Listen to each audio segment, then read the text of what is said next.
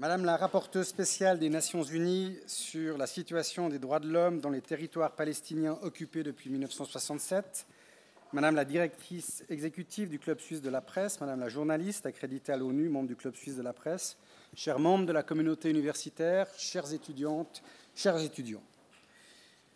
Depuis l'attaque terroriste des 7 et 8 octobre 2023, une flambée de violence marque une nouvelle escalade dans un conflit vieux de plus de 70 ans, dirais-je, après le massacre de près de 1300 Israéliens perpétrés par les forces armées du Hamas. Ces attaques contre des civils israéliens ont été choquantes et totalement injustifiables. Les meurtres de civils, les actes de torture et de violence perpétrés par le Hamas et d'autres groupes armés palestiniens, ainsi que la détention d'otages depuis lors, sont épouvantables et totalement injustifiés. Il en va de même de la brutalité de la réponse israélienne, du nombre sans précédent de civils tués et mutilés à Gaza, y compris des membres du personnel des Nations Unies et des journalistes, de la crise humanitaire catastrophique provoquée par les restrictions imposées à l'aide humanitaire, ce qui rend Gaza pratiquement invivable. Aujourd'hui, le nombre total de personnes tuées a dépassé les 30 000 individus et des dizaines de milliers de personnes sont portées disparues, beaucoup étant présumés ensevelis sous les décombres de leurs maisons. Meurtres de civils, prise d'otages, mais aussi blocus total de la bande de Gaza, bombardements dans les zones très densément peuplées. Les contours de cette guerre posent de nombreuses questions sur l'application du droit international ou de ce qui ressort du crime de guerre. Il y a des termes qui nous semblent si naturels que nous oublions d'en reposer la définition et d'en interroger le sens. Parmi les différents défis auxquels sont confrontés les droits humains et le droit humanitaire en particulier, celui de ses limites est sans conteste au cœur des enjeux actuels de la communauté internationale. Ces droits sont-ils une invention exclusive des pays occidentaux souhaitant imposer aux autres nations leurs valeurs? Peuvent-ils souffrir de dérogations? Le fait que les pays occidentaux eux-mêmes ne les respectent pas toujours, suffit-il à remettre en question leur portée universelle? Les récits qui remettent ouvertement en question les droits humains, en normalisant par exemple l'exceptionnalité, érodent en réalité l'universalité de ces mêmes droits. Les limitations et les dérogations aux règles établies, auxquelles font écho parfois le débat public, fournissent des motifs dits légitimes pour restreindre les droits humains en faisant de l'exception la norme. La réalité du terrain ne saurait cependant souffrir de nuances. Comme vous nous le rappelez, que vous allez le rappeler, Madame Francesca Albanese, tout comme le haut-commissaire des Nations Unies aux droits de l'homme, M. Volker Türk, qui, à l'occasion de la 55e session du Conseil des droits de l'homme, qui se tient actuellement à Genève, et ce jusqu'au 2 avril, a fait état de la situation des droits de l'homme dans les territoires palestiniens occupés. Précisément, permettez-moi de vous citer quelques extraits de ce rapport qu'il a présenté il y a quelques jours. Je cite : « La guerre à Gaza doit cesser. Toutes les parties ont commis des violations flagrantes des droits de l'homme et du droit humanitaire international, y compris des crimes de guerre et peut-être d'autres crimes relevant du droit international. Il est temps, bien plus que temps, d'instaurer la paix, d'enquêter et de rendre des comptes. En vertu de l'article 1er, commun aux 4 conventions de Genève, tous les États doivent respecter et surtout faire respecter le droit international humanitaire énoncé dans ces conventions. Cette responsabilité prend tout son sens lorsqu'il existe un risque réel que les armes transférées à une partie à un conflit soient utilisées en violation de ce droit. Toute possibilité de violation du droit humanitaire international doit cesser immédiatement. C'est l'essence même de la diligence raisonnable. Nous devons nous accrocher à la promesse que la paix est possible dans les territoires palestiniens occupés et en Israël. Pour cela, l'occupation doit cesser. Les dirigeants israéliens doivent accepter le droit des Palestiniens à vivre dans un État indépendant. Et toutes les factions palestiniennes doivent accepter le droit d'Israël à exister dans la paix et la sécurité. » Fin de citation. Quand l'humanité souffre, il est parfois nécessaire de prendre de la hauteur et de la distance pour replacer les valeurs au centre de nos réflexions et de nos indignations, que ce soit lorsqu'on pense aux victimes du conflit israélo-palestinien, bien sûr, mais aussi celles du conflit entre l'Ukraine et la Russie, aux millions de personnes déplacées au Soudan, aux 120 000 Arméniens ayant fui le Haut-Karabakh ces derniers mois. Cette liste n'est bien évidemment pas exhaustive. Toutes ces victimes sont les stigmates d'une géopolitique basée sur des équilibres dépassés. La situation tragique dans la bande de Gaza ravive les tensions dans toute la région du Proche-Orient. Il soulève également la question du respect du droit international, car la liste des violations du droit humanitaire, comme y a fait référence le haut-commissaire Volker Türk, sont commises de part et d'autre. En tant que dépositaire des conventions de Genève, l'attitude de la Suisse est aussi évaluée dans ce conflit. Précisément, nous sommes à l'Université de Genève. Il est peut-être aussi important de rappeler que dans ces mêmes locaux, dans ces mêmes bâtiments, une initiative, appelée Initiative de Genève, est née à l'initiative d'un de nos professeurs, Alexis Keller, et dont le document final a été soutenu et signé il y a 21 ans par un ancien ministre israélien et palestinien avec le soutien du DFAE. Cette initiative devait être une première étape vers une résolution globale. Elle se présentait comme la première initiative du genre qui proposait quelque chose de concret pour résoudre le conflit du Moyen-Orient. L'initiative de Genève n'est pas la première tentative, bien sûr, d'ancrer la paix entre Israël et le territoire palestinien. Il y a eu les accords d'Oslo, premier et second, 93-95, l'accord de Camp David, juillet 2000, mais aussi le plan de paix préparé par l'ancien président Bill Clinton en décembre 2000, pour citer quelques-uns. Cependant, près de 20 ans après, force est de constater que l'initiative de Genève n'a eu aucun impact sur le terrain. Les colonies israéliennes se développent et les deux pays sont ancrés dans un conflit larvé qui fait des morts quotidiennement. La Suisse a annoncé qu'elle ne financerait plus d'ailleurs cette initiative depuis 2023 et qu'elle serait remplacée par une stratégie, je cite, de promotion de la paix et le développement au Moyen-Orient et en Afrique du Nord. Fin de citation. La politique actuelle de la Suisse au Moyen-Orient, qui mise donc sur l'humanitaire et l'aide au développement, semble en réalité revenir à ce qu'elle faisait avant l'initiative de Genève, soit de ne pas faire de politique dans une région où tout est politique. D'ailleurs, les autorités israéliennes l'ont rappelé aux autorités suisses en refusant l'accès à la bande de Gaza à la directrice de la Direction du développement et de la coopération, la DDC, Mme Patrizia Danzi, juste après le même refus annoncé un autre Suisse, Philippe Lanzarini, patron de l'UNRWA. Sur ce point, il partage, si je peux dire, Mme Francesca Albanese, ce statut spécial, si je peux dire, puisque vous êtes non seulement interdite d'entrer à Gaza, mais aussi désormais en Israël. Cela ne vous empêche pas, bien au contraire, de prendre des positions courageuses, comme celles qui vont très certainement constituer le fil rouge de votre rapport, très attendu, que vous allez présenter demain, mardi 26 mars, à l'occasion de cette 55e session du Conseil des droits de l'homme. Car le mandat de rapporteuse spéciale pour la situation des droits humains dans les territoires palestiniens occupés depuis 1967, titre formel de ce mandat, est très certainement un des plus compliqués des Nations Unies.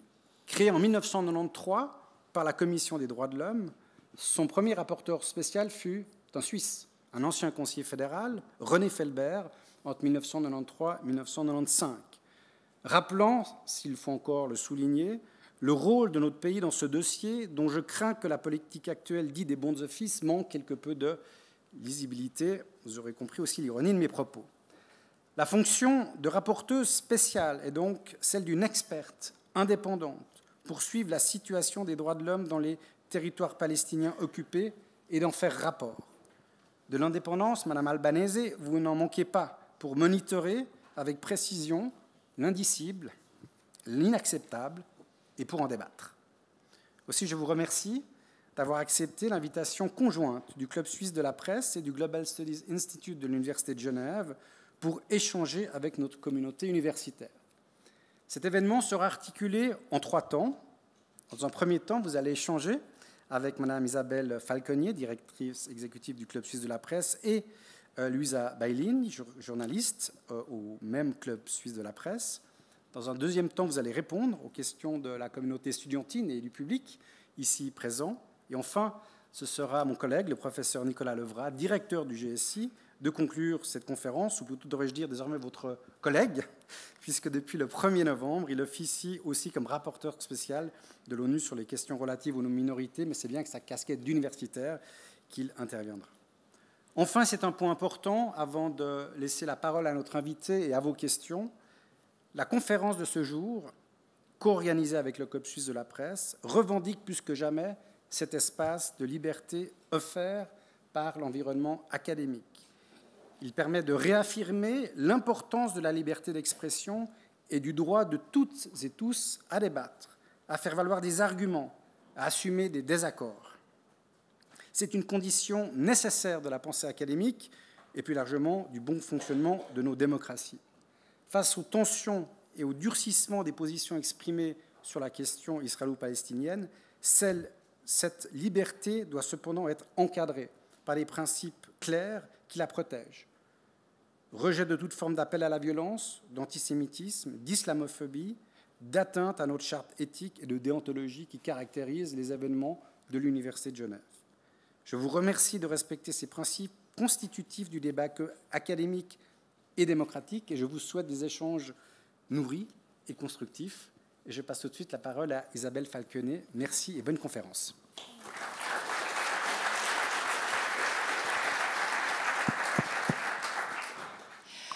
Merci Frédéric Esposito. À mon tour, Francesca Albanese, de vous remercier d'avoir accepté notre invitation conjointe.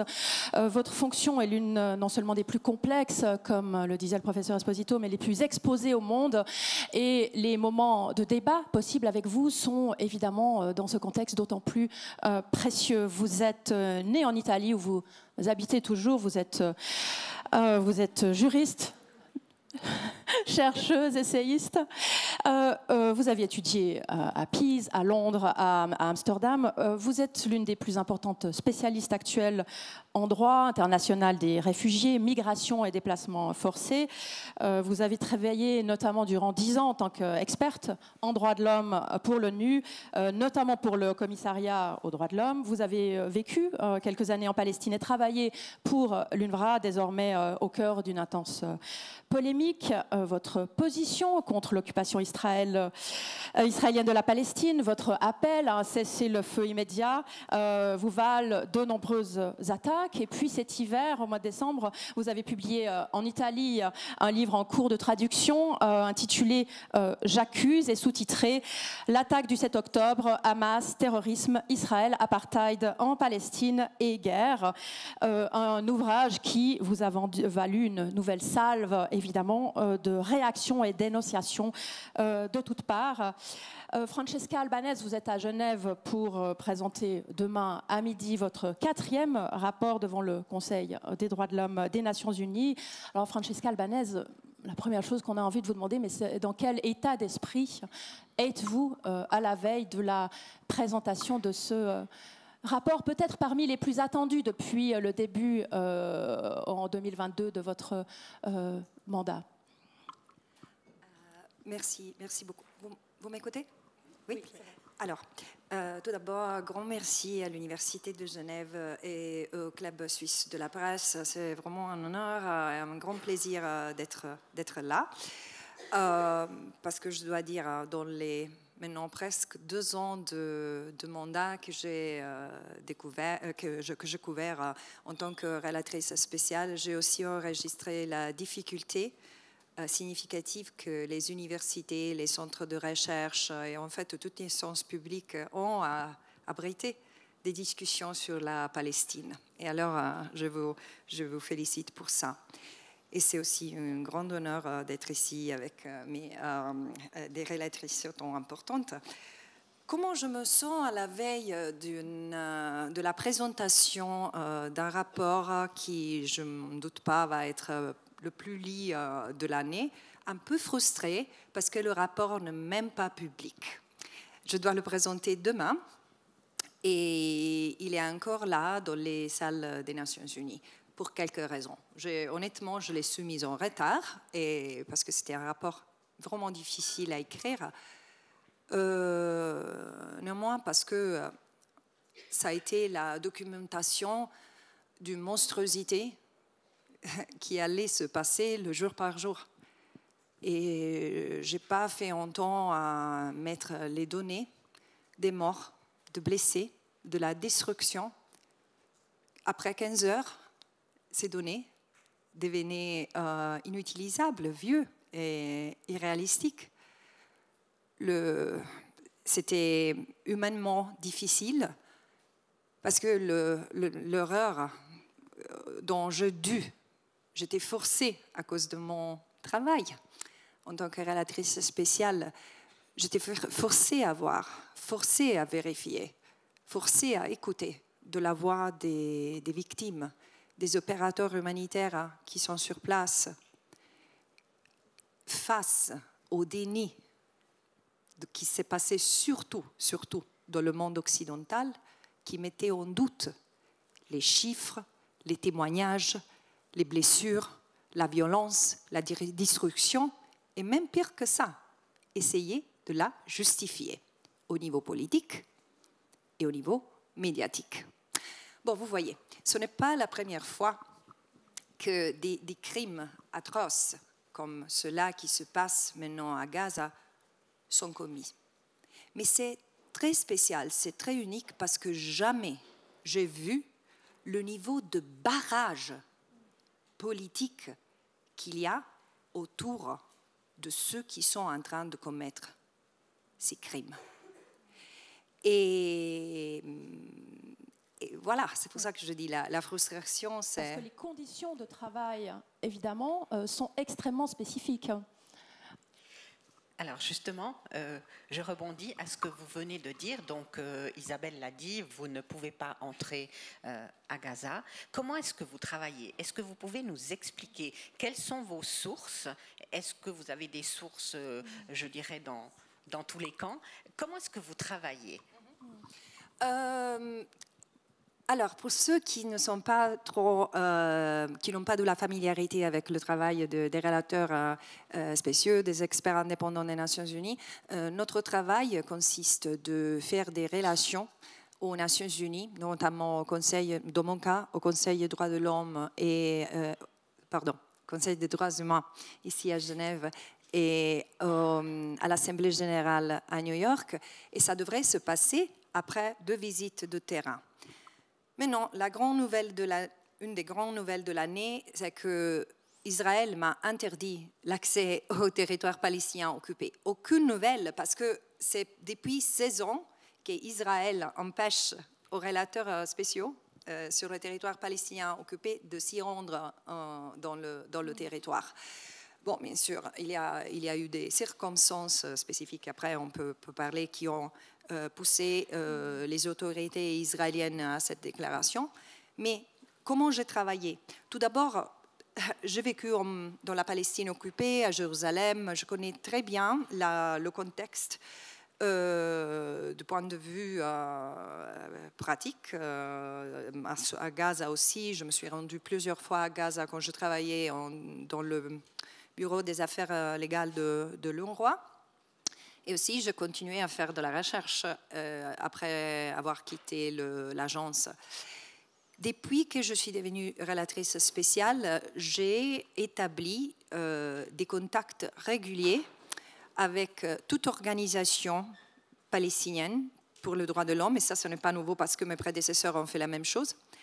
Mais j'ai aussi investi beaucoup d'efforts pour établir des contacts durables et productifs avec les organisations des droits humains israéliennes et aussi avec des victimes. Par exemple, pour vous donner un exemple, l'année dernière, j'ai écrit mon dernier rapport sur l'enfance violée sous occupation. Et j'ai passé tout l'été à avoir des focus group avec des enfants de partout. Dans la Cisjordanie, Jérusalem-Est, à Gaza, plusieurs milieux, plusieurs backgrounds, plusieurs différents groupes d'âge, 3 heures de réunion avec chaque groupe. Comme ça, j'ai consacré l'été à ça. Et c'était une expérience très dure, mais à la fois qui m'a donné vraiment plus d'envie de raconter. Parce que je disais, si j'arrive à passer ce qu'ils voient avec les yeux des enfants, avec leur voix, et c'est en fait, si vous lisez ce rapport, c'est vraiment la voix des enfants. Bon, le rapport a été présenté après le 7 octobre, quand le monde n'avait aucune attention pour rien d'autre. Et je vais noter, je suis convaincue que c'est de bonne foi, mais voyez aussi le langage qu'on utilise. J'ai toujours condamné les crimes commis par les groupes armés palestiniens contre les civils israéliens, la prise d'otages et tout. Mais le langage qui accompagne ça, brutal, inacceptable, bien sûr, chaque crime contre des civils, mais même des crimes contre les soldats, peuvent être brutaux et inacceptables. On change de registre, on change de langage quand on va examiner les actions d'Israël, même devant les massacres de civils. 31 000 personnes ont déjà été reportées décédées, 13 000 enfants. L'énormité de ce chiffre, c'est quelque chose qui m'étouffe. Et ça devrait indigner tout le monde. Pas assez, pas encore. Et Gaza est détruite. Déjà, c'est-à-dire, on parle de... Et je trouve que le décalage, c'est entre nous tous. Nous tous, on doit essayer de dépasser et comprendre, parce qu'on doit comprendre pour discuter, et discuter avant de condamner. On doit comprendre soit le contexte, et soit la violence auquel les Palestiniens sont exposés le jour par jour, qui ne justifie pas des crimes, c'est sûr. Mais ça peut aider à comprendre la violence de l'occupation, qui est une violence structurelle, parce que c'est une violence colonisatrice, c'est une violence physique, une violence psychique, émotionnelle, mais aussi la violence politique, de ne pas donner des accès, des recours. On a la loi internationale qui continue à faillir les Palestiniens à chaque tour de l'histoire, et aussi la violence épistémique, le fait qu'on se censure, on est censuré, on se autocensure quand il s'agit d'exprimer une voix critique vis-à-vis Israël. Alors, qu'espérez-vous de la présentation de ce 4e rapport demain? Effectivement, c'est le 4e. En 2022, en octobre 2022, vous présentiez déjà un plan pour mettre fin, vous demandiez un plan pour mettre fin à l'occupation israélienne. Votre 2e rapport en été 2023 accusait déjà Israël de transformer la Cisjordanie en prison à ciel ouvert. Qu'espérez maintenant, à la fois de l'ONU, mais de vos autres interlocuteurs, qu'espérez aujourd'hui et qu'espérez-vous? Moi, je trouve que c'est un moment historique d'une importance fondamentale. Parce que ce qui se passe en Palestine, en fait, c'est très anachronique, mais c'est très réel, très violent aussi. Et le seul État qui a fait des choses concrètes pour soutenir, pour se rendre au secours du peuple palestinien, c'était l'Afrique du Sud. Parce que même les États européens qui se disent critiques de l'État d'Israël n'ont pris une mesure concrète pour mettre fin à ce massacre qui se passe à Gaza. Quels sont mes espoirs? Moi, je n'ai pas l'ambition d'attendre que la communauté internationale se réveille du sommeil de la raison dans laquelle elle est complètement plongée. Parce que ce n'est pas qu'ils ne savent pas qu'est-ce qui se passe. Ce n'est pas de la qualification légale qui va changer. C'est-à-dire, c'est sous les yeux de tout le monde. Ça, comme l'équipe légale de l'Afrique du Sud l'a bien dit, devant la Cour internationale de justice, c'est le premier génocide télévisé. Ça, c'était la position de l'Afrique du Sud, télévisé et raconté par les victimes qui sont génocidées. Ça se dit en français, génocidé? Non, d'accord, vous avez compris ce que je veux dire. Et rien se passe. Alors, je n'ai pas l'ambition ou l'espoir de réveiller la conscience de qui que ce soit demain. Mais je veux que le monde comprenne que ce qui se passe n'est ni inattendu, c'est choquant, bien sûr, mais ce n'est pas une surprise. Parce que ça, c'est l'effet de la colonisation.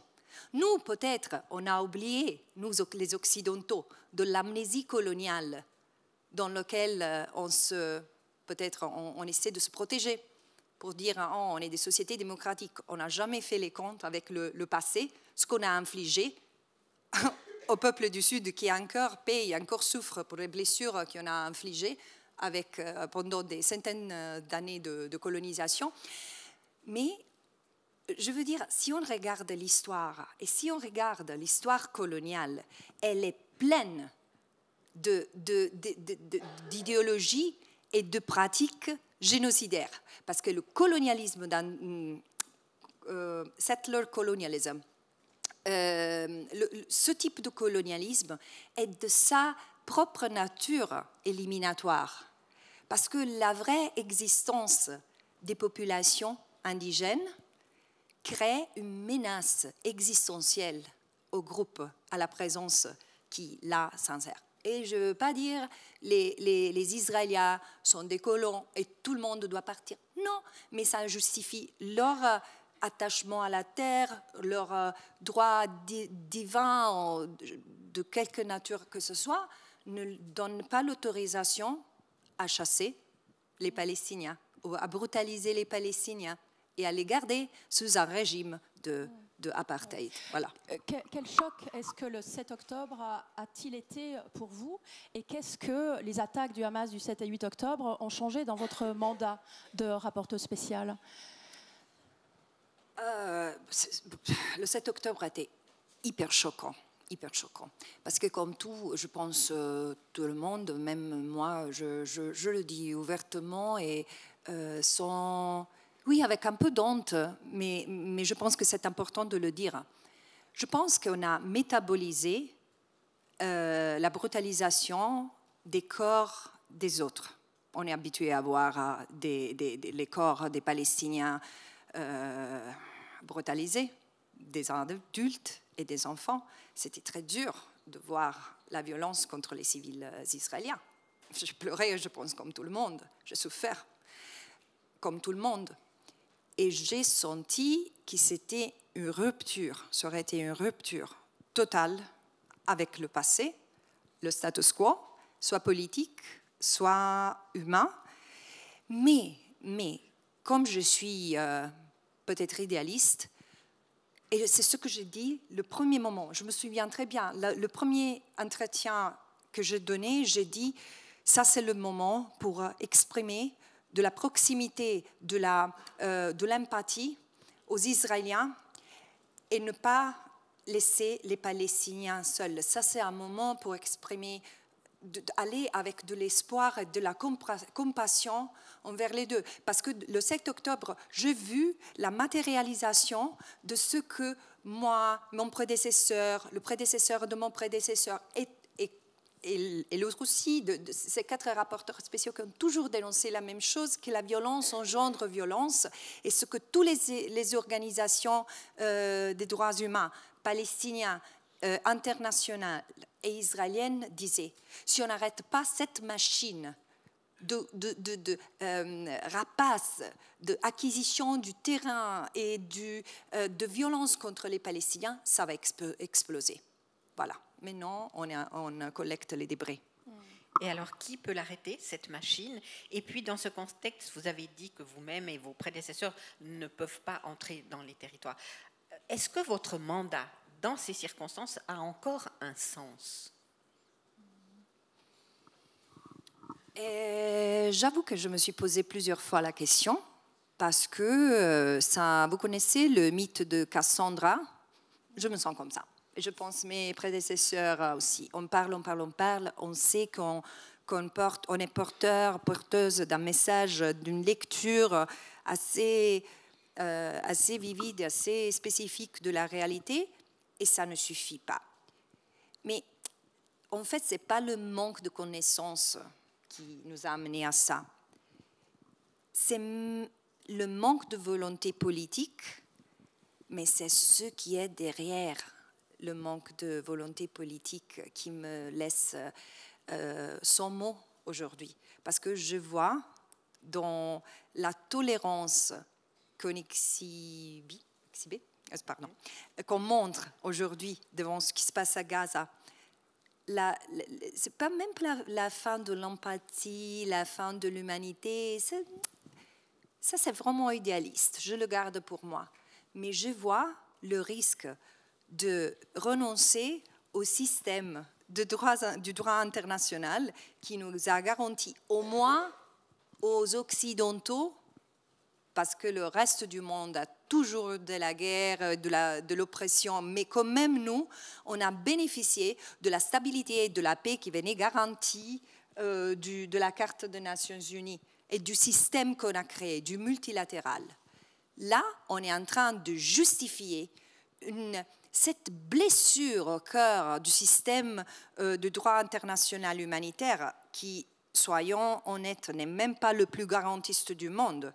Le IHL ne protège pas vraiment la vie humaine, mais ça établit une limite au-dessus de laquelle on est de la barbarie. Depuis là, ce n'est que la force brute. Et là, je trouve que on a justifié pendant des mois et des mois la réaction d'Israël contre la population de Gaza, parce que c'était clair dès le début que ce n'était pas un objectif militaire ce qu'Israël poursuivait. On l'a justifié, on l'a soutenu, on a donné de l'appui économique, on a donné des armes, on continue à donner des armes, même après la Cour internationale de justice a reconnu le risque, la plausibilité de génocide. Là, voilà, on est dans la proportionnalité du génocide. On est un génocide proportionnel, en ligne avec le droit international humanitaire. C'est hyper dangereux, là. Ça veut dire que s'il y a une attaque terroriste dans un autre pays, est-ce que ça va justifier une attaque frontale contre toute la population du pays dont l'acte de terrorisme émane? Ça, c'est super grave. Comment vous l'expliquez, ce silence de la communauté internationale, ou en tout cas des pays occidentaux? Qu'est-ce qu'il y a derrière?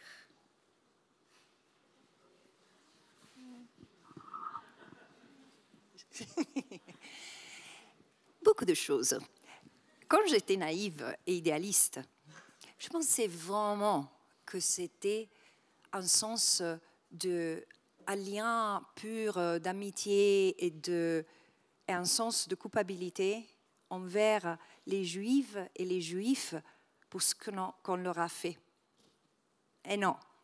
En fait, c'est le même esprit, c'est le même racisme qu'on a expérimenté contre les peuples colonisés, qu'après on a ramené dans le territoire métropolitain, parce que les pratiques qui ont été infligées aux peuples, aux communautés juives en Europe pendant l'Holocauste, ce n'était pas différent de ce qu'on avait expérimenté sur des peuples, même l'Allemagne elle-même, les Herero, comme justement le gouvernement de la Namibie disait à l'Allemagne, hello, tu dois encore t'excuser avec nous pour ce que tu as fait à notre peuple, et maintenant tu es en train de protéger Israël vis-à-vis de ce qu'il fait. Il y a une alliance très forte entre les pays occidentaux que, comme Omar Barghouti le dit, ressentent en cœur de cette cet héritage de 500 ans de colonisation qui ont marqué à fond notre DNA d'occidentaux. Et voilà, on n'arrive pas. Il y a de la discrimination dans ça. Mais je ne vous dis pas, je ne dévoile pas une chose qui n'est pas visible. Laissons tomber la Palestine pour 2 secondes. Regardons comment on traite les migrants, les réfugiés. C'est la couleur de la peau qui fait la différence. Oui. Pas d'autre, parce que, bon, vous le savez, c'est admirable comment les pays européens ont reçu les réfugiés de l'Ukraine. Admirable. C'est comme ça qu'on traite les réfugiés. Avec les peluches pour les enfants à la frontière, des programmes d'insertion scolaire et professionnelle, mais dans le même territoire, tous ceux qui venaient dans d'autres pays, et qui n'était pas forcément de notre, c'est-à-dire reconnaissable en tant que blanc, voilà le traitement qu'on leur réserve. C'est pour ça que je dis, nous, c'est un moment précieux pour reconnaître ce qu'on a fait en tant que société. C'est pour ça que je dis, pour moi, maintenant, c'est important aussi de sensibiliser les gens et faire comprendre qu'on doit sortir de l'amnésie coloniale, de l'aphasie coloniale. Ce n'est pas un mot du passé, c'est un mot qui perdure de la brutalité de ce qu'on impose. Parce que, je dis toujours moi, j'accuse l'Ouest souvent, mais le reste du monde, il est où? En fait, en Afrique, c'est qui suit vraiment, politiquement, l'Afrique du Sud? Peut-être 4 ou 5 pays, c'est tout. Et les pays arabes, parce que c'est tout un grand système de domination globale et dont on doit prendre conscience et dont il faut sortir. Mais sensibiliser, il n'y a rien de plus difficile. On voit que le climat autour de ce conflit est passionnel, s'exporte avec une violence inouïe dans le monde entier. On assiste à une montée de l'antisémitisme qui forcément est inquiétante. Comment sensibiliser et quelle inquiétude ressentez-vous personnellement face aussi à cette montée paradoxale de l'antisémitisme dans le monde entier? Alors, l'antisémitisme existe parce que nous, surtout nous, on n'a pas encore, on ne s'est pas encore confronté honnêtement avec ce qu'on a fait, comme je le disais tout à l'heure, aux Juifs et aux Juives jusqu'à l'Holocauste. Mais l'Holocauste, c'était l'apex c'était la culmination de siècles de persécution et de racisme, voilà, contre les Juifs.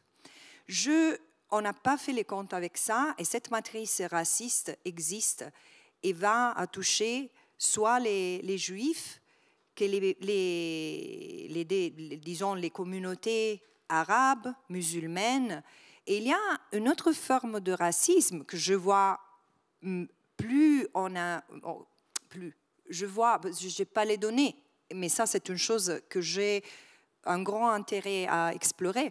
Il y a un racisme anti-palestinien qui est complètement mal compris. C'est-à-dire, ça devient de temps en temps confondu avec de l'islamophobie, mais les Palestiniens ne sont pas tous musulmans, et avec de l'anti-arabisme. C'est une chose très spécifique. En fait, il y a maintenant, et c'est un grave problème, c'est très dangereux en fait, surtout pour les Juifs, il y a une assimilation de la critique légitime à l'État d'Israël et une assimilation de cette critique et de l'antisémitisme. Maintenant, critiquer l'État d'Israël pour ses pratiques, soit d'apartheid, occupation illégale, pratiques coloniales et tout, ça vient...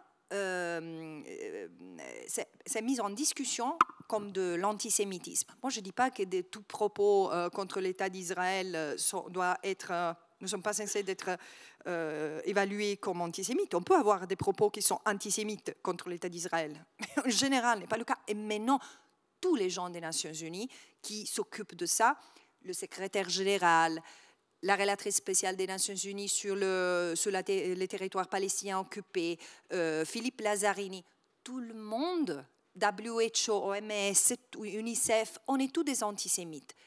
Mais comment c'est possible? Est-ce qu'il y a une façon d'examiner ce qu'Israël fait, oui ou non? Parce que tout est devenu antisémite. Et voilà, le fait qui m'a causé d'être PNG, de la part d'Israël. Oui, définie ou dépeinte. Ouais. Persona non grata.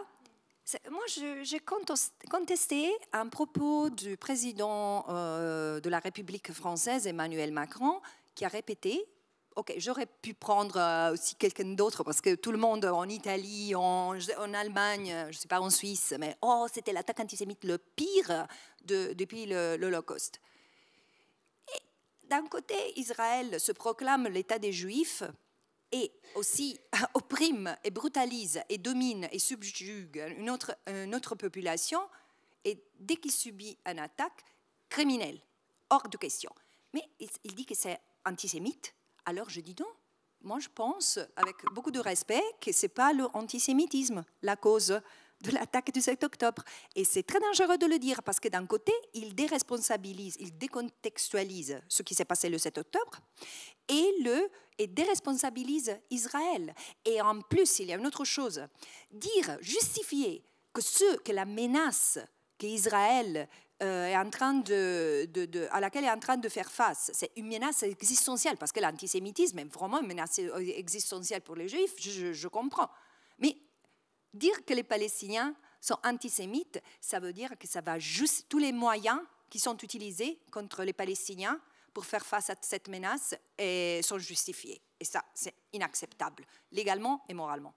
Est-ce que c'est pour cela que votre livre s'appelle, en français d'ailleurs, « J'accuse », évidemment en lien avec le procès de l'affaire Dreyfus? C'est fort, enfin, c'est évidemment, vous cherchez finalement, vous tendez la joue pour vous faire battre en utilisant ce titre « J'accuse ». Donc, pourquoi être allé justement à fond dans cette question paradoxale-là avec ce livre, qui j'espère on pourra bientôt lire en français? Alors, il faut dire que le bouquin a été écrit pour mes concitoyens et concitoyennes. Parce que je vous assure, il y a peu de pays au monde où, disons, parmi les pays qui se disent démocratiques, où il y a un niveau de censure sur le débat public concernant la Palestine. Le niveau politique a fait un choix délibéré de ne pas s'occuper de la question palestinienne. Solidarité, sans discussion, à l'État d'Israël, n'importe quelles sont les conditions sur le terrain. Et ça, c'est un dogme, ce n'est pas rationalisé, c'est une prise de position incontestable, simplement parce qu'on ne peut pas avoir du débat. Et dans les médias, ils ont amplifié, ils continuent à amplifier des informations qui ont été niées même par l'armée israélienne, par la presse israélienne en Italie. Alors là, j'ai décidé, l'année dernière, en fait, c'était bien avant le 7 octobre, d'écrire ce bouquin. Et l'éditeur, parce que l'éditeur voulait me faire raconter, à travers mon expérience personnelle, la situation en Palestine. Je dis pourquoi pas. Et j'étais tout à fait contraire au titre qu'il avait proposé, J'accuse. Je dis, ça va être un peu mettre le doigt dans l'œil de l'ours qui dort. Peut-être on peut choisir quelque chose un peu plus gentil, n'enlève pas le regard, quelque chose un peu plus poétique et tout. J'ai changé d'avis après le 7 octobre. Parce qu'en fait, on a dû changer de démarche. Le livre est devenu quelque chose de différent de ce qu'on voulait écrire. Mais là, j'étais contente parce que j'accuse, c'est pas j'accuse une mise en état d'accusation de l'État d'Israël. En fait, c'est une mise en état d'accusation de nous tous, pour ce qu'on n'arrive plus à voir, à comprendre. Mais tout le monde a une opinion. On ne connaît pas les faits, mais tout le monde condamne. Alors, j'accuse la vérité d'abord. Ça va être le message du bouquin. Et je suis très contente finalement d'avoir disons, accepté ce titre. Et donc, il est en cours de traduction en français, en anglais, notamment? Pas que je sache, mais j'en serais gré. Alors, justement, il est paru en Italie, ce livre. Je voudrais savoir si l'Italie, votre pays, vous soutient. Quels sont les pays qui soutiennent votre mandat? Est-ce que vous avez justement cette visibilité par rapport non seulement à ce livre, et est-ce que ce livre, il est compatible ou incompatible avec votre mandat, justement, de représentante de l'ONU pour les territoires palestiniens? Alors, je commence par répondre à cette question. Est-il compatible? Oui, tout à fait. En fait, le contenu de ce livre, pour ce qui me concerne, c'est un livre en forme d'entretien, c'est ce que j'écris dans les rapports et rien d'autre. En fait, c'était un moyen pour parler aux gens dans mon pays qui voulaient savoir, qui voulaient comprendre. En fait, je fais plusieurs présentations du livre et les gens disent souvent c'est un glossaire pour comprendre. C'est une façon pour organiser les idées autour des faits et des qualifications légales. Parce que mon instrument, moi, je ne viens pas d'une position idéologique. Moi, ce qui m'intéresse, c'est d'utiliser le droit international de la poursuite de la justice, parce que finalement, le droit est un instrument neutre. Mais les droits de l'homme, non, ils ne sont pas neutres.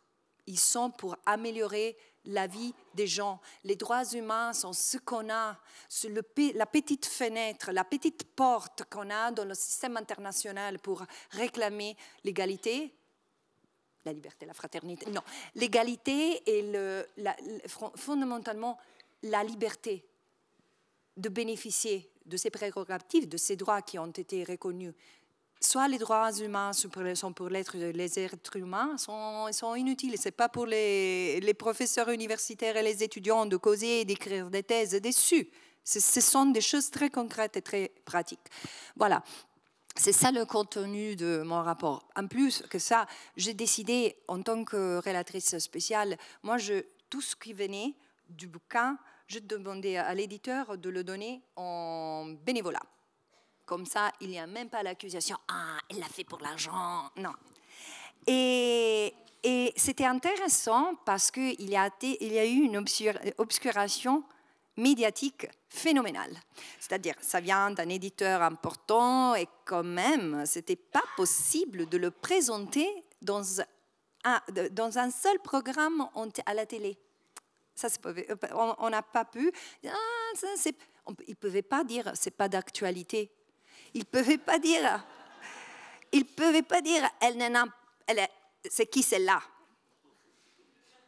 Et alors, et non. Soit il ne répondait pas, soit il disait des choses incompréhensibles. Malgré ça, et ça va au premier point que tu as soulevé, que vous avez soulevé, pardon, on est des copines en fait. Et c'est comment ça a été reçu. Malgré toute la, disons, vraiment pas la bienveillance des médias et tout, le bouquin était très bien reçu. En fait, elle est à la 5e impression. Et on l'a présenté. Je devrais me consacrer seulement à ça et laisser le travail de rédactrice spéciale et toute autre chose, y inclure la famille et 2 enfants, pour répondre aux demandes d'aller dans toutes les villes où on me demande. Et comment mon pays réagit au niveau politique, je trouve qu'ils ne sont pas trop amicables. Mais d'ailleurs, on a un gouvernement qui est ce qu'il est, ça ne m'étonne pas. Mais ce n'est pas tout le monde. Moi, je viens de présenter mon bouquin au Sénat de la République. Et la salle était pleine. N'importe où je vais, il n'y a jamais... En fait, ici, il y a beaucoup de chaises vides. Ça ne se passe pas en Italie. C'est-à-dire, les gens veulent savoir, veulent comprendre. Et c'est aussi... on se retrouve toujours à débattre parce que les gens sont désespérés. Ils ne s'expliquent pas 13 000 morts, enfants morts. Ils voient maintenant, avec les médias, les réseaux sociaux, les scènes de la brutalité... Ils ont bien sûr le cœur brisé et ils veulent faire quelque chose. Et ils demandent à moi qu'est-ce qu'on peut faire.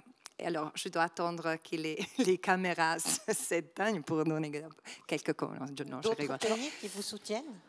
D'autres pays qui vous soutiennent ? D'autres pays, bon non, il y a beaucoup de pays. C'est-à-dire, je dois reconnaître aussi que je suis assez directe.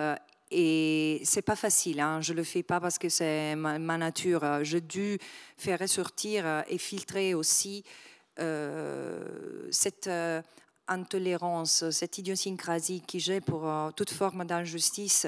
Je dis, il faut la mettre au service de ce mandat.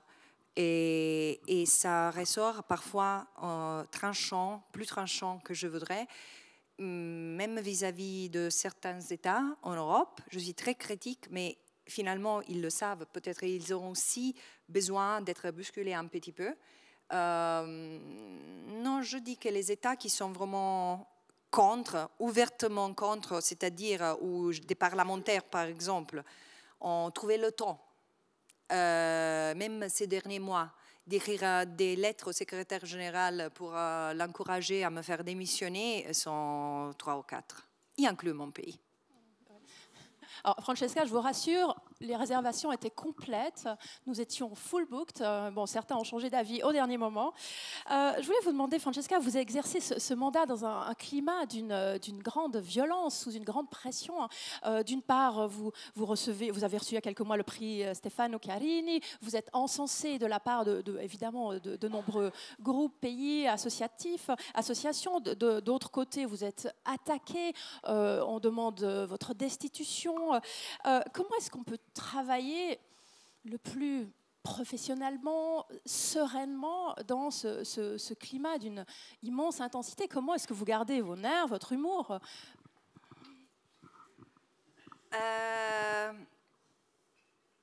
Moi, je suis...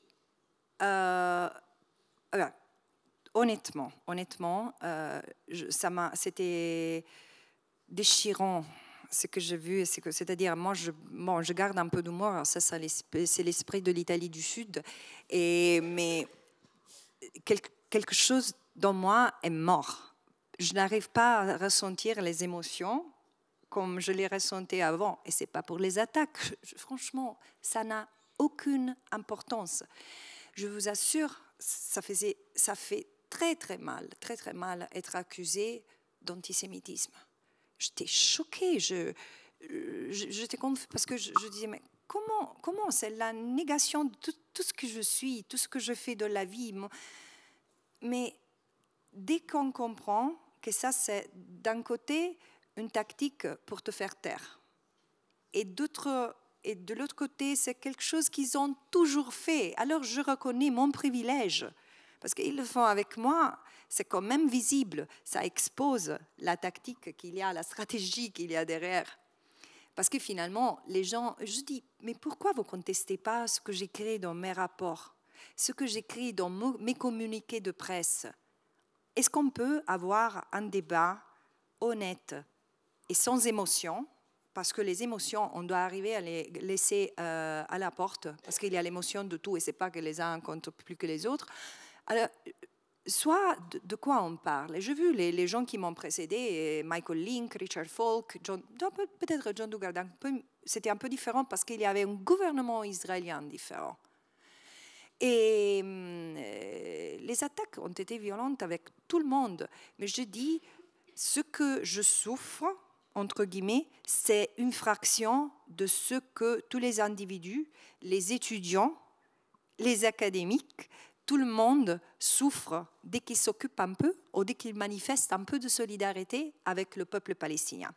Et il faut faire attention parce que quand je dis solidarité avec le peuple palestinien, on doit sortir de cette mentalité un peu match de football, soit on est pro-Palestine, soit on est pro-Israël. On n'est pas contre les Israéliens. On n'est pas contre l'État d'Israël. Est-ce que c'est trop de demander que l'État d'Israël se conforme au droit international? Est-ce que c'est autant inacceptable, autant inadmissible de demander qu'Israël respecte les droits de tous et toutes, cela sous son juridiction? Est-ce que c'est inacceptable? Imaginez Israël qui ne soit pas un État d'apartheid. Parce que c'est ça la question. Et la solidarité, c'est envers le peuple palestinien. Et je dis toujours, les Israéliens qui se battent pour la pleine reconnaissance des droits humains entre la rivière et la mer, parce que ce sont les Palestiniens, en fait, qui sont privés de leurs droits. C'est tout. Alors, le professeur Esposito a parlé tout à l'heure de l'initiative de Genève. Ça a été un moment important ici, dans cette université, puisque je me souviens que une des premières conférences était celle de Yossi Beilin et de Edouard Saïd. Et puis après, il y a eu donc Yasser Abed-Rebo et aussi Yossi Beilin qui parlaient de cette initiative de Genève, soutenue par la Suisse, initiative de 2 États. Aujourd'hui, est-ce que cette solution de 2 États, je crois qu'il y a même eu un article du président des États-Unis dans un des médias américains qui parlait de cette éventuelle solution à 2 États. Est-ce qu'elle est encore réalisable et qui pourrait éventuellement la mettre en œuvre? C'était intéressant qu'au milieu de ce que même la Cour internationale de justice a reconnu comme une situation à risque de génocide, les États-Unis, la seule chose qu'ils trouvent à dire après avoir continué à financer, armer Israël, c'est la solution à 2 États. Ça me semble un peu la carte jolie qui en ressort qu'on joue quand on n'a plus rien dans les mains. Mais vous comprenez le cynisme de cette... Je suis personne pour me prononcer sur l'État, un seul État ou 2 États. Et en fait, je pense que ce sentiment cette position devrait être commune parmi les politiciens maintenant, parce qu'ils ont eu 30 ans pour aider les Palestiniens à réaliser leurs États, et c'était déjà un compromis, parce que regardez, même les 2 États sont une forme de ségrégation pour le peuple palestinien, parce que les Palestiniens, en tant que peuple, existent dans le territoire palestinien occupé, en Israël, les réfugiés, la diaspora. Ils ont accepté la ségrégation, ils ont accepté cette forme de solution politique parce qu'ils voulaient la paix. Ça n'a pas été possible. Mais maintenant, avec une colonisation qui est devenue incontournable, et surtout, ça continue, parce que même avec ce qui se passe à Gaza, le mois de novembre, le gouvernement israélien a trouvé le temps pour augmenter le budget pour les colonies. Maintenant, il a annoncé la construction d'autres milliers d'unités habitatives pour les colons. Ce sont des crimes de guerre. Ce sont des crimes de guerre qui se perpètrent depuis le 1967. Alors, je dis, on doit être réaliste, honnête et intègre une fois. Devant tout ce qui s'est passé maintenant, je pense qu'on doit commencer adhérer aux responsabilités qui nous dérivent, qui nous viennent du droit international. Tout d'abord, on respecte les droits, on s'assure le minimum, maintenant le cessez-le-feu, et la fin de tout ce qui se passe à Gaza, y inclut bien sûr la libération des otages, qui est prioritaire, comme la libération de toutes personnes qui ont été arrêtées et privées arbitrairement de leur liberté. Les Palestiniens sont des milliers maintenant, 4000 seulement depuis le 7 octobre. Et voilà, on doit essayer de faire respecter le droit, le minimum, et laisser aux gens sur place de décider de leur futur politique. Et plus de 20 ans après l'initiative de Genève, justement, quel rôle verriez-vous pour Genève, pour la Suisse ? La Suisse doit rétablir les financements à la société civile palestinienne qui, pour quelques raisons, pour quelques algorithmes, je ne sais pas, pour quelques prises de position politiques inacceptables, ont été suspendues. Voilà, ça serait un geste très noble et obligé quand même. Et vous devez le savoir en tant que citoyenne et citoyen de ce pays, que la Suisse n'est pas, ça c'est pas de la neutralité. Pourquoi la Suisse a suspendu les financements aux organisations non gouvernementales palestiniennes qui sont accusées de terrorisme par les Israéliens, et sont les organisations qui conduisent la recherche des preuves, la collecte des preuves pour la Cour pénale internationale, tout d'abord. Et après, vu sa neutralité historique, ça pourrait jouer un rôle de médiateur, mais ça signifie aussi faire répartir à l'Europe. Ce n'est pas une chose que la Suisse peut faire en tant que telle, je pense. Je pense que ça va venir dans les questions. Une dernière chose avant qu'on ouvre une session d'une vingtaine de minutes de questions-réponses.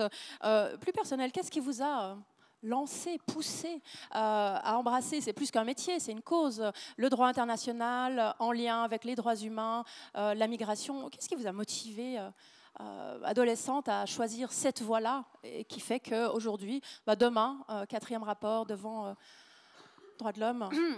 Bon, ça, en fait, c'est un appel, un peu. Je pense que ceux qui s'occupent de droits de l'homme ne sont pas, disons, des juristes. Sont un peu spécieux, je pense. C'est-à-dire, moi, j'ai toujours eu... combien de vous s'occupent de droits de l'homme ici? Aucun? Si, Quand même. Ne soyez pas timide, je vous pose pas de questions, pas d'interrogations sur mon poste. Ah, ok, il y en a quelqu'un quand même. Ça m'intéresse ce que les autres font. Mais bon, de l'informatique. Et alors, ce qui m'a poussée, vraiment, si je me regarde en arrière, c'est l'intolérance totale pour le bullisme. Et comme il y a des niches de la société. Déjà, quand j'ai pris mon diplôme, c'était clair que les migrants et les réfugiés étaient dans une niche de vulnérabilité extrême.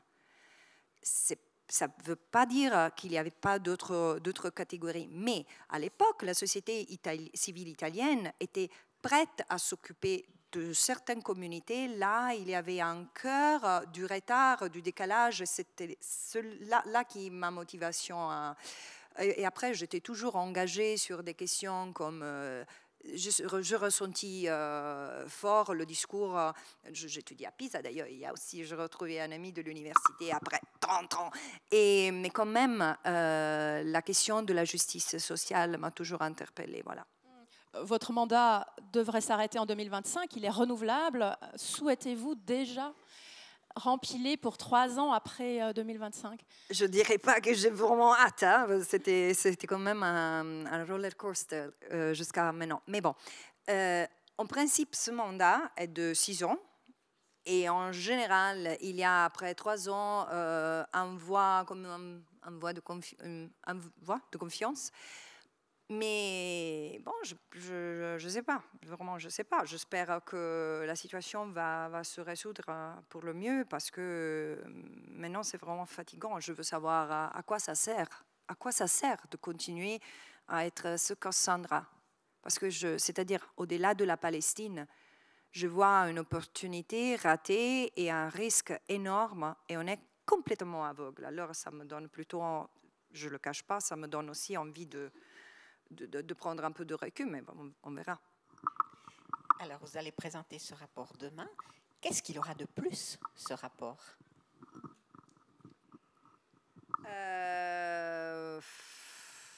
Bon, d'abord, c'est un rapport. Est-ce que c'est sur le site? Yes, c'est sur le site. De temps en temps, mes menaces fonctionnent. En fait, j'ai juste suivi l'avis de mon collègue Nicolas, qui est beaucoup moins diplomatique que moi. Ça marchait. Merci. Et il s'appelle Anatomie d'un génocide. Et là, j'analyse. C'est un rapport très court. En fait, c'est ça le risque. Je disais, ça ne va pas être crédible de présenter un rapport de 20 pages qui parle de génocide. Mais en fait, ce n'était pas impossible, ce n'était pas difficile parce que... Non, c'était difficile, mais c'était nécessaire. C'était disons, un devoir. Parce qu'il faudrait réagir, il fallait réagir à l'argument qu'Israël a utilisé à sa défense, qui est on a respecté le droit international humanitaire. Et dans ce rapport, j'essayais d'expliquer comment, pas seulement c'est pas vrai, mais Israël a complètement bouleversé ce que le droit international humanitaire est et signifie. Voilà. Pas trop de questions sur le génocide. Venez demain suivre la présentation du rapport aux Nations Unies. D'ailleurs, vous serez en presque semaine de promotion, conférence de presse mercredi. Vous passez sur plusieurs téléjournaux, notamment Suisse romande demain soir. Nous allons ouvrir, madame, monsieur, une vingtaine de minutes d'une session de questions-réponses. Nous avons des micros qui circulent, un de ce côté, un de ce côté. Vous levez la main. Merci de vous présenter. Et nous avons une vingtaine de minutes, pas plus. Donc, merci également de poser des questions de manière synthétique. On va tout de suite commencer avec madame en blanc ici, qui a levé la main la première.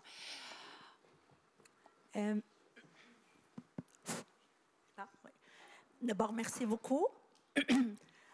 Juste maintenant, on a l'habitude de dire après 7 octobre comme après le Covid. Mais moi, ma question, je trouve tout ce qui s'est passé, ça a réveillé le monde entier de qu'est-ce qui se passe en fait dans cette région, pas seulement la Palestine. Parce que là, je vous rappelle, Israël attaque le Liban, la Syrie, mais on ne dit rien.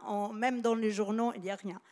Là, ma question, avec toutes les initiatives, même Mme Micheline-Calmeret, elle a dit que malheureusement, ça ne fonctionnait plus. C'était à l'université Onimai. Moi, ma question, je dis, on arrivait là, le 7 octobre, à cause de la communauté internationale. Combien de guerres, combien de fois Gaza a attaqué? 2008, 2012, 2014, 2018, 2021, rien. On a des résolutions des Nations Unies, on a des commissions d'enquête, et c'est tout. Israël continue à nier tous ces droits internationaux. Moi, le risque que je trouve qu'on doit vraiment dire non, parce que je m'inquiète, parce que vraiment, il y a un système qu'elle est en train de démolir. Comment on peut dire aux jeunes générations, là, on est à l'Université de Genève, que vraiment, il faut croire au droit international, il faut croire à la justice, il faut croire à la comptabilité. Voilà, c'est ça ma question. Comment on peut répondre aux jeunes générations qui voulaient faire le droit? Merci beaucoup. Merci. Francesca, comment... Est-ce qu'on peut prendre plusieurs questions parce que parfois elles vont se... D'accord. Alors, est-ce qu'il y a une question qui va un peu dans ce sens, monsieur ici? Non, c'est différent. Parce que... Ah oui. Oui. Vous voulez... Oui, merci. D'abord, j'étais très... Excusez-moi, j'ose vous demander de juste de dire, vous présenter, mais très brièvement, qu'on sache si vous êtes étudiant, journaliste. Je suis Andrés Orias, je suis le président du comité des questions juridiques de la FICSA, qui est la Fédération de fonctionnaires internationaux des Nations Unies. Donc, ma question va revenir un peu à l'intitulé de cette conférence, c'est-à-dire l'humanitaire face au dérèglement du monde. J'ai déjà échangé rapidement avec vous avant la conférence l'idée des difficultés pour appliquer les accords internationaux. On les a vus au long de l'histoire, ces difficultés pour les conventions de Genève, mais là je ferai allusion spécifiquement à l'article 7 de la Convention sur la sécurité du personnel des Nations Unies, y compris le personnel associé, qui a été soulevé par le secrétaire général des Nations Unies. Et ma question, c'est quoi faire pour protéger, comment faire pour protéger le personnel chargé d'accomplir une tâche humanitaire. Et là, je parle spécifiquement du personnel des Nations Unies. Je ne parle pas du CICR. Donc, je parle de l'article 7 de la Convention sur la sécurité du personnel des Nations Unies, y compris le personnel associé. Merci beaucoup. On en prend une troisième encore, et puis après, je vous laisserai répondre. Je suis Jamil Chad, journaliste brésilien. Je voudrais savoir, on a déjà votre rapport, si vous êtes d'accord avec le président Lula, qui aussi croit qu'il y a un génocide, et pourquoi vous croyez qu'il y a un génocide? Merci.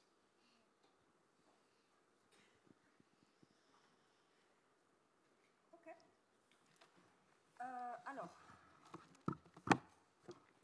d'abord, je pense que ce qui s'est passé et ce qui va venir,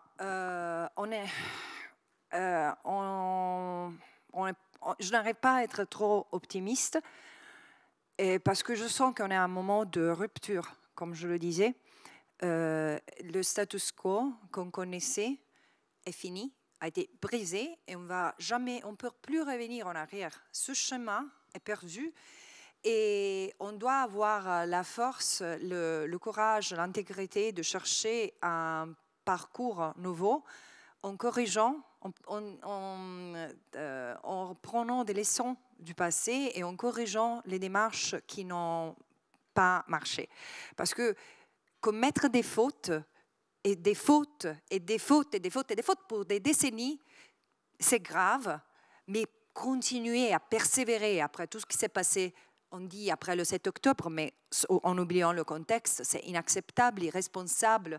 Et là, je vois qu'on a je me permets de dire, je trouve qu'il y a une classe politique, surtout dans les pays occidentaux, mais il y a vraiment un vide de leadership, de principe. On dit, disons, sauf l'Afrique du Sud et quelques d'autres États, je n'ai senti que de la rhétorique de condamnation. Mais Israël doit respecter le droit international. Et bonjour. Mais est-ce que vous vous êtes rendu compte qu'Israël ne respecte pas le droit international si on veut trouver une date au mois du juin au novembre 1967, quand les Nations Unies, le Conseil de sécurité, a ordonné aux troupes militaires d'Israël de se retirer des territoires occupés. Depuis là, il y a eu de la colonisation, et il y a eu de la disposition des Palestiniens continue. On n'a rien fait. C'est pour ça que je dis, une leçon de l'histoire est qu'aucun peuple peut vivre subjugué en perpétuité. Et le peuple palestinien est un parmi eux. Et voilà, soit on reconnaît je dis sans rentrer dans l'empathie, c'est un principe basique, soit on est destiné à voir cette violence revenir et revenir encore dans le futur. Ce qui je tolère, moi, ce qui me vraiment c'est décevant, c'est de voir la rupture sans aucune prétention entre la loi, et dont on se fait surtout en Occident porteur, et la politique. Parce que là, vraiment, on ne fait même plus semblant d'y croire dans le droit international. Et cette acceptation, je la trouve très grave et très irresponsable envers les citoyens de chaque pays. Surtout parce que c'est vrai qu'il y a une société globale qui se réveille. Jamais il y a eu ce niveau de mobilisation au monde pour demander le cessez-le-feu. Ce qui se passe, c'est que dans beaucoup de pays, ces protestes ont été prohibés et ont été aussi reçus par la force. Il y a des gens universitaires et tout qui se sont fait frapper par la police à cause de leur demande de justice. Et c'est ça ce qu'on doit craindre, que c'est une externalisation du conflit israélo-palestinien, si encore on veut l'appeler conflit, qui arrive dans nos maisons, dans nos sociétés. Parce que le moment où on vous empêche de protester, de jouir de vos droits de liberté d'expression et tout, on a déjà commencé dans l'érosion du système qui est là pour garantir vos libertés même. Et la difficulté de garantir la sécurité du personnel humanitaire. C'est pour ça que je dis, et j'espère que ça soit clair dans le rapport, là, en regardant ce qu'Israël a fait depuis le 7 octobre, et je me suis concentrée seulement sur le 7 octobre à Gaza, mais je vous assure, il n'y a eu aucune limite à la brutalité envers les Palestiniens, soit de la part des militaires, soit de la part des colons armés, en Cisjordanie et Jérusalem aussi. Et là, on risque de se concentrer sur des aspects singuliers, individuels, en perdant de vue l'ensemble.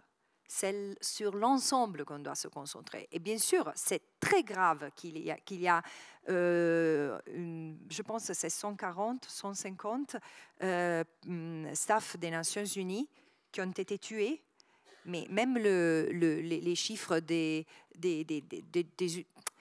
vraiment, c'est abominable ce qui a été fait à Gaza. La destruction de toute université, de la plupart des hôpitaux, de toute mosquée, d'église et tout. Il n'y a plus la possibilité pour reprendre la vie normale à Gaza. La destruction, c'était le mot d'action, en fait.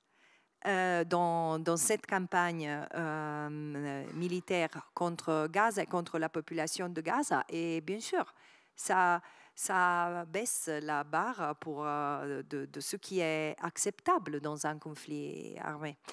Et je dirais que les attaques n'ont pas été seulement contre le personnel des Nations Unies en tant qu'individu, mais contre, vous voyez, le haut roi a été ciblé de façon violente et à 360 degrés, parce qu'en fait, il y a eu les attaques à la réputation de l'agence en disant que du staff de l'agence avait participé aux attaques de 7 octobre. Et Israël n'a jamais fourni les preuves, jamais. Mais est-ce que c'est autant compliqué de demander les preuves? Et même si un roi a terminé le contrat de ces gens contre le due process, parce qu'il n'a même pas fait une investigation, il les a terminés pour disons la crédibilité de l'agence, parce que c'était un tsunami qui avait investi l'agence. Malgré ça, beaucoup d'États n'ont pas repris les financements au roi. C'est-à-dire, c'est une attaque à 360 degrés contre les Nations Unies, et c'est lancé par l'État d'Israël, mais soutenu par beaucoup d'autres. Et le Brésil. Le Brésil, disons que j'ai des arguments légaux pour analyser ce qui s'est passé selon la Convention du génocide. Voilà. Oui. On va reprendre 2-3 questions. Madame, ici, d'abord.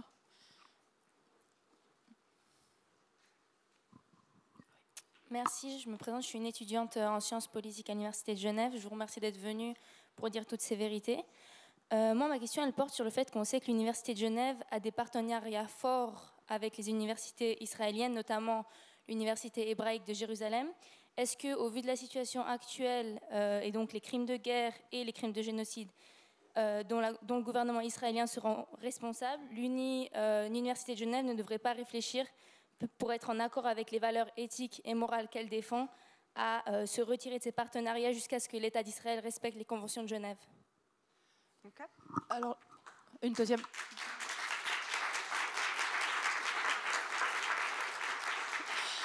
Heureusement qu'on a des représentants de l'Université de Genève pour y répondre aussi. Une deuxième question, madame.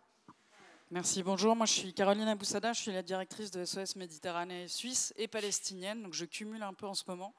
Et ma question est assez pratique pour vous, c'est que pensez-vous des interventions par la mer? Parce que ça a été extrêmement discuté et j'aimerais bien savoir ce que vous en pensez. Merci.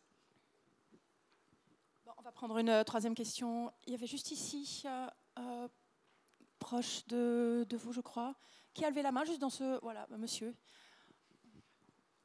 Je vous passe juste le micro. Voilà. Ça marche, ouais. Kevin Teimon-Brandt, je suis étudiant en histoire internationale au GSI. Et ma question, elle va peut-être paraître un peu naïve, mais je me dis, est-ce que, enfin, vous que vous étiez sur place là-bas, est-ce qu'il y a des contacts entre la population palestinienne à Gaza ou à Cisjordanie et les Israéliens? Et est-ce que vous pensez que s'il y a peut-être plus de contacts, plus d'échanges, est-ce qu'il y aurait une sorte d'amitié qui pourrait se développer et diminuer les tensions? C'est peut-être paraître naïf, mais bon, je le pose quand même. Merci. Francesca, je ne sais pas dans quel ordre vous voulez les prendre. D'accord. Alors,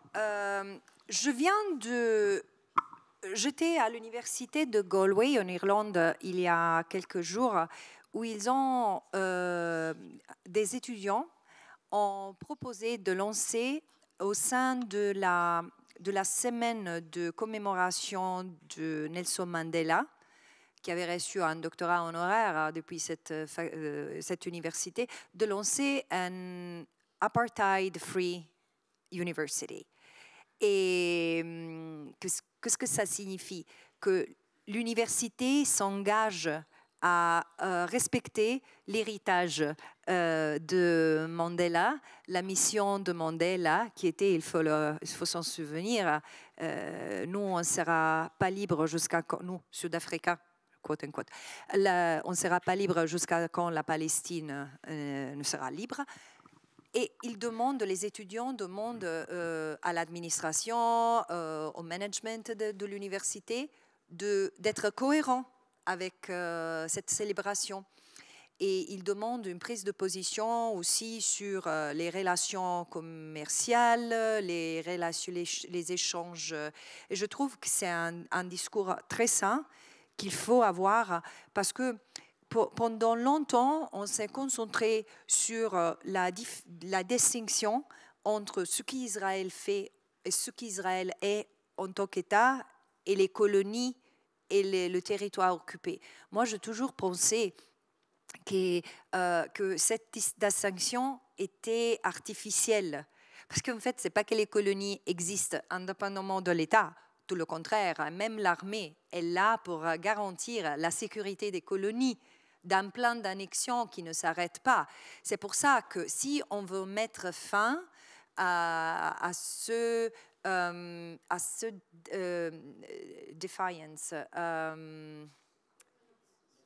défaillance continue envers disons, des normes basiques de l'ordre juridique dont on est tout parti, il faut prendre des mesures concrètes. Et je ne dis pas quelque chose de révolutionnaire, c'est-à-dire c'est dans la Charte des Nations Unies, pas des mesures violentes, pas de faire la guerre, mais quand même des mesures diplomatiques, des mesures politiques et des mesures économiques. C'est ce qui a marché dans le cas de l'Afrique du Sud. C'est ce qu'on a fait d'ailleurs avec des pays qui étaient beaucoup moins soutenus et dont vraiment les sanctions, par exemple, ont endommagé la population. Israël n'est pas dans la position, c'est-à-dire Israël doit s'assumer ses responsabilités envers la communauté internationale. Et je trouve que c'est juste qu'on a ce débat aussi au sein de l'université, surtout parce que maintenant, il y a plusieurs... J'étais toujours un peu douteuse sur l'interruption des relations avec l'académie, parce que je trouve que le dialogue avec le monde académique est nécessaire. À ce point-là, je comprends la frustration de beaucoup parmi les académiques et tout, parce qu'il y a des universités qui sont en train, pas seulement de défendre la politique génocidaire qu'Israël est en train de mener à Gaza, mais aussi de prendre des mesures punitives contre des gens, soit palestiniens, soit israéliens, qui demandent le cessez-le-feu. Il y a une répression très forte envers soit des juifs, soit des palestiniens qui s'opposent à ça, et c'est le moment de faire face aussi à la menace que ce type de pensée diffusée par les universités pose. Voilà. Les interventions par la mer.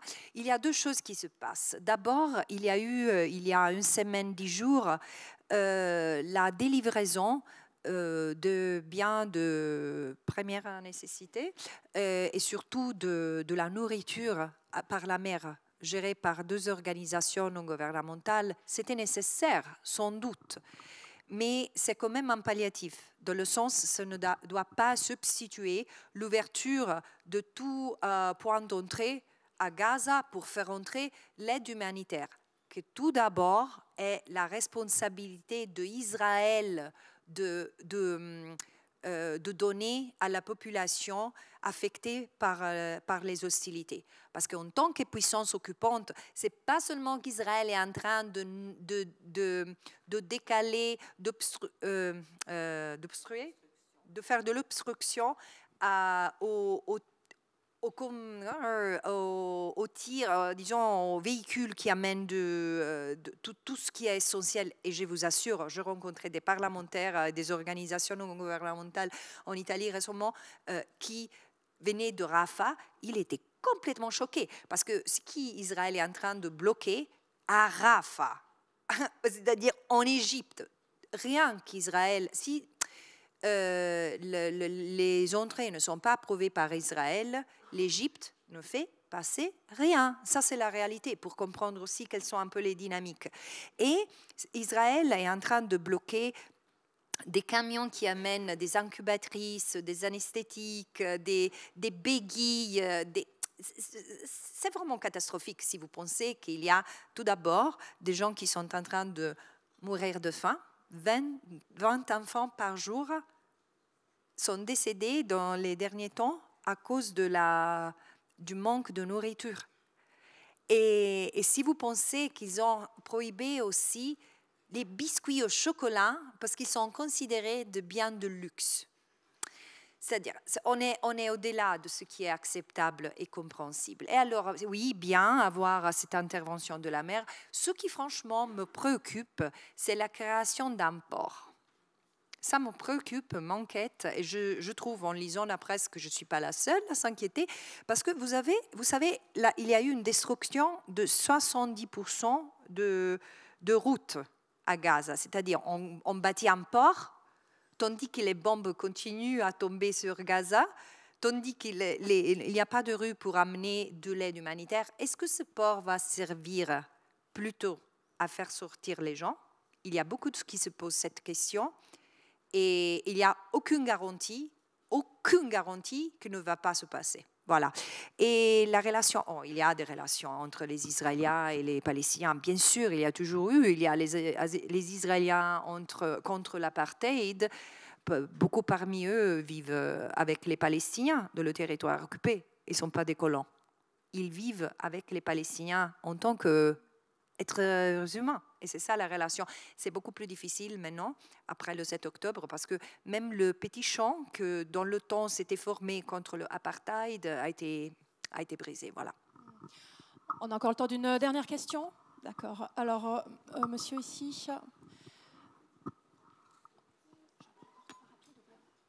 Voilà. Oui, pardon. Allô. Oui, Rodrigue Mounir, journaliste. D'abord, merci pour votre témoignage. On a apprécié aussi l'émotion que vous avez ressentie dans ce déchaînement de violence qui crée du vertige depuis 5 mois. Un autre vertige, c'est celui de la perspective de accountability, le jour où Israël va être probablement jugé pour les crimes que l'État est en train de commettre. Vous parlez de politique génocidaire, mais dans le droit pénal, habituellement, le bras qui arme le criminel, lui aussi, est censé être rendu responsable. Qu'est-ce qui se passe si les États-Unis sont finalement un jour, pour les crimes qu'ils commettent aussi depuis longtemps, amenés devant la justice internationale? Enfin, c'est un paradigme quand on sait que derrière se joue un multilatéralisme, des changements, des shifts aussi dans le leadership. Vous parlez de manque de leadership en Europe, ça c'est clair que c'est mort. Les États-Unis, c'est le discrédit total. Personne ne veut voir la Chine ou la Russie prendre ce leadership. Qu'est-ce qui se passe? C'est terra incognita. Comment vous voyez l'avenir? On va encore prendre la question de monsieur, vous avez le micro. Oui, merci. Bernard Zumthor, je suis historien. Juste une petite question. Est-ce que dans le cadre de votre travail de mission, il vous est donné de travailler avec des Israéliens qui sont opposés à ce qui se passe? Parce qu'il y en a, et je pense particulièrement, par exemple, à l'historien Ilan Pappé, dont vous connaissez certainement le livre, au titre tout à fait explicite, c'est-à-dire le nettoyage ethnique des Palestiniens. C'est un livre qui était puisé en français, qui devait être republié par Fayard, mais Fayard appartient à M. Bolloré, dont tout le monde connaît. Et donc cette republication a été supprimée, et elle va avoir lieu par un biais autre. Mais ça montre, cette anecdote montre aussi, disons, la force à la fois de résistance à l'intérieur d'Israël et d'accompagnement de l'État d'Israël. Je pense qu'il faut bien différencier les Israéliens de leur gouvernement, particulièrement du gouvernement actuel. Donc voilà ma question. Alors, Francesca, allons-y déjà avec ces 2 questions-réponses parce que nous devons bientôt conclure. D'accord. Moi, j'apprécie beaucoup le mot vertige que vous avez utilisé parce qu'en fait, ça m'interpelle quand même. Et moi, je trouve que c'est nécessaire à continuer le chemin qui a été ouvert de poursuite de la justice à travers les tribunaux. Je voudrais rappeler à tout le monde que la Cour pénale internationale est une instance très importante, mais qui a souffert un décalage important aussi et dans le temps. C'est-à-dire, il y a une investigation qui a été officiellement ouverte avec beaucoup de délais et tout, le mois de mars 21. Et ce n'est pas qu'il n'y avait pas de preuves de crimes, de violation du droit international avant le 7 octobre. Maintenant, ça semble qu'il y a un peu d'impetus, mais ce n'est pas la seule instance, c'est-à-dire il y a la juridiction universelle sur les crimes contre l'humanité, sur le crime de génocide. Et il faut utiliser ce canal et c'est vraiment quelque chose d'important pour chaque juridiction. Et aux États-Unis d'ailleurs, le Centre pour les droits constitutionnels, Center for Constitutional Rights, a mené une action contre l'administration Biden pour sa complicité en génocide. Et le risque a été reconnu, il y avait un problème de juridiction, mais ça doit continuer, ça doit prendre de l'ampleur aussi, j'espère, en Europe. Parce que le mal qui a été fait, et je trouve que vraiment, bien sûr, les Palestiniens sont les premières victimes, mais les Israéliens ne vont pas ressortir ça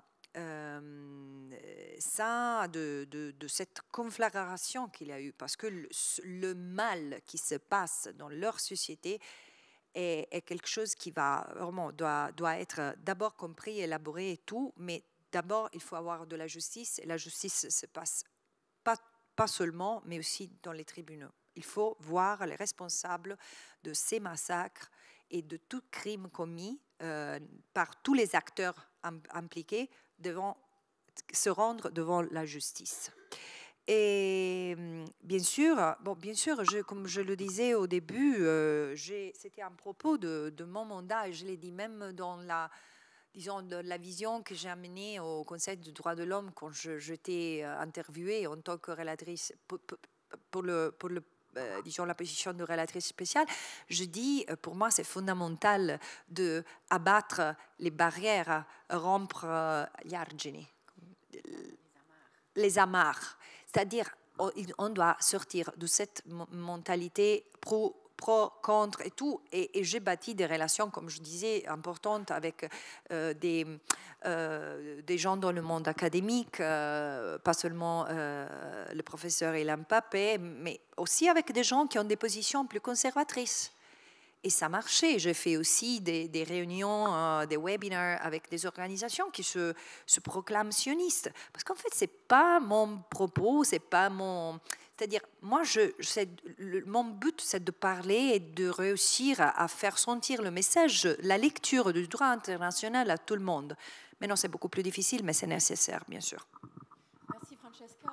Et pour le mot de conclusion, je vous demande d'accueillir le professeur Nicolas Levrat, directeur du Global Studies Institute. Monsieur Levrat, c'est à vous. Merci. Merci beaucoup. Au risque de vous décevoir, je ne vais pas produire de conclusion parce qu'il n'y a pas de conclusion encore en vue. Et on espère qu'il y aura prochainement une solution à cette tragédie à laquelle nous sommes tous contraints d'assister. J'ai retenu deux phrases. D'une part, une phrase de Francesca Albanese qui parlait du sommeil de la raison de la communauté internationale. Et effectivement, c'est ce que nous essayons de faire dans les académies, c'est de faire parler la raison, c'est d'essayer d'être capable de trouver des arguments fondés sur la raison pour d'abord comprendre, et j'avoue que c'est difficile à comprendre, et ensuite, si possible, expliquer ce qui se passe pour ensuite, sur la base de la raison, essayer de trouver des solutions. Alors, il se trouve que dans le monde académique, il y a des divisions en disciplines et que selon le point de vue que l'on va adopter, qui est un point de vue plutôt juridique, comme tu l'as fait et comme je le fais aussi, c'est notre métier, nous sommes des juristes, et je reviendrai sur votre question de la possibilité encore d'enseigner le droit international aujourd'hui. ou si on est sous un angle plus sociologique, sous des angles démographiques. Il y a toutes sortes de possibles explications. Mais ce qui est important, je pense, c'est justement cet usage de la raison. Et l'usage de la raison est mis en danger aujourd'hui, pas seulement autour de cette situation terrible que l'on voit dans le territoire de la Palestine, mais en beaucoup d'autres circonstances. Et je pense que c'est le devoir des universités d'essayer de maintenir cet espace de raison, voire de regagner un tout petit peu de champ. Et donc, ça m'amène à l'interpellation qui a été faite par rapport à la collaboration avec des universités israéliennes. Alors, je ne parle pas au nom des autorités de l'université, parce que je ne fais pas partie de la structure de gouvernance de l'université, mais je pense que c'est une question centrale de savoir est-ce que ce monde académique peut être conservé en dehors de la logique. Comme je disais, il y a différentes disciplines dans l'académique, il y a différentes fonctions dans les différentes institutions. Évidemment, le politique a des responsabilités politiques, que ce soit au niveau national, que ce soit au niveau des instances comme l'ONU. Les académiques ont des responsabilités académiques, pas nécessairement politiques. Et comme vous l'avez dit, notamment, M. Zumthor, il y a des collaborations, tu l'as aussi répété, Francesca, il y a des collaborations entre académiques, entre intellectuels, et il faut peser le pour et le contre entre conserver cet espace pour le dialogue académique et prendre des positions institutionnelles. Ce n'est pas la même chose. L'Université de Genève a pris des positions institutionnelles par rapport aux universités russes parce que les présidents de toutes les universités importantes ont soutenu officiellement la position du gouvernement. Et donc là, effectivement, les universitaires sont sortis de leur rôle académique et donc ils ont pris une position politique. Il y a eu une réponse politique. Dans le cas d'Israël, on n'est pas dans cette logique-là. Donc c'est difficile, il y a des débats internes à l'université, sachez-le, et c'est vraiment un enjeu fondamental. Pendant la guerre froide, on sait aujourd'hui, parce que les historiens, n'est-ce pas, travaillent avec un décalage, quand on peut ouvrir les documents, qu'il y a eu des coopérations importantes entre académiques, scientifiques, dans les deux camps, et c'est peut-être une voie qu'on doit garder ouverte. Je n'ai pas de réponse absolue, mais c'est vraiment un enjeu. Je ne vais pas être très long, je pourrais, hein, c'est mon métier d'être professeur d'habitude, quand on prend la parole, enfin je vois certains étudiants, vous savez que ça peut durer longtemps, je ne le ferai pas, rassurez-vous, mais vous avez raison avec votre question, comment est-ce qu'on ose encore enseigner le droit international? Pourquoi on va encore à l'ONU? Mais parce qu'on n'a pas mieux. Parce qu'on n'a pas mieux. Et la question, ce n'est pas d'y croire, même si, bien sûr, il faut qu'on ait des éléments qui rendent ça crédible. Mais les universités, ce n'est pas fait pour croire. De nouveau, on est de nouveau dans le domaine de la raison, et il faut qu'on trouve, et je fais le même constat que vous, on est en pleine catastrophe intellectuelle. On n'a plus les arguments, on ne sait même plus les énoncer. Et donc, effectivement, on a un petit peu l'impression de pédaler sur un vélo dont la chaîne est cassée. Et peut-être qu'à un moment, il faut poser le pied par terre, mais il ne faut pas jeter le vélo. Donc, pour le moment, on fait ce qu'on peut. Et c'est vrai que c'est difficile. J'en terminerai avec ce constat qui m'effare. On parle des droits humains, on parle du droit humanitaire. Classiquement, il y avait une sorte de division. Hein. On était soit dans une situation de guerre, droit humanitaire, soit dans une situation de paix, droit humain. Et on s'est rendu compte que les guerres n'étaient pas que internationales, qu'il y avait des guerres internes. Mais ici, dans cette situation à Gaza, on n'est ni dans l'un ni dans l'autre. On ne sait plus dans quoi on est. Et encore plus effarant, on se rend compte qu'aujourd'hui, l'État d'Israël fait la guerre à l'ONU. Ça non plus, on n'a pas dans nos catégories. Et donc, je pense, Francesca, comme beaucoup d'autres, comme moi aussi, modestement, on essaye de déchiffrer, et on n'y arrive pas, hein, de déchiffrer le monde dans lequel on vit, et déjà d'essayer de comprendre. Bien sûr, on nous demande de proposer des solutions, alors on fait ce qu'on peut, mais le premier problème, c'est de comprendre. Et on ne comprend plus. Alors, merci beaucoup, d'une part, au Club suisse de la presse d'avoir organisé avec le GSI cette conférence. Merci beaucoup à Francesca pour sa disponibilité. Merci à vous.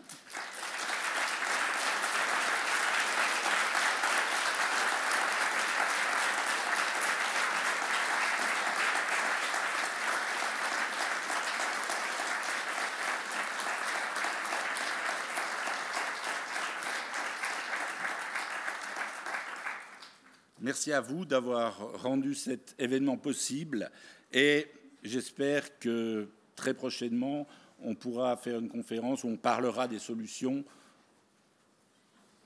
Je n'ai pas de date. Merci. Et donc, je vous rappelle le prochain événement qui aura lieu après la pause pascale le 10 avril, le prochain événement organisé par le GSI. Merci.